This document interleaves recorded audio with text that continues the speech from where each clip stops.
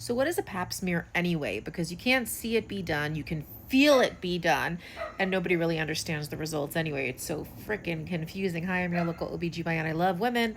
And if you want more information about the stuff that nobody actually ever explained to you, because who has the time? I do. So follow here. So here's the deal. When we do pap smears, what's happening is the clamps, the speculum. That's just a mechanism to see the back of the vagina where your cervix is. Once we're able to see your cervix, which looks like a little pink donut, doesn't matter what your background is, your heritage or whatever. All those cervixes look like pink donuts, okay? We basically touch that cervix. We are not cutting into your cervix.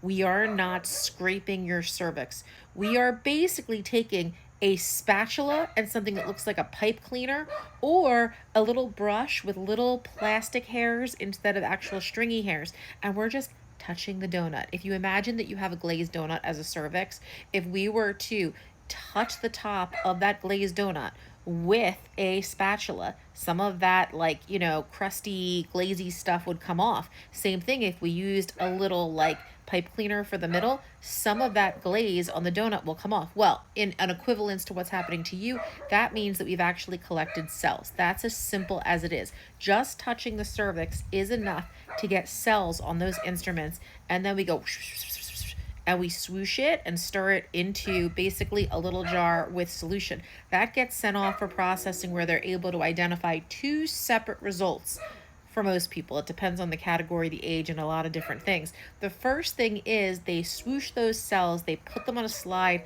and they get evaluated to look for abnormalities in the cells that could be normal, okay, abnormal, precancerous, and goodness forbid cancer. Second thing is that there's this fancy technology that's actually able to pick out from the solution and the sample, is there the presence of a virus named HPV? That's the secondary thing that's looked at.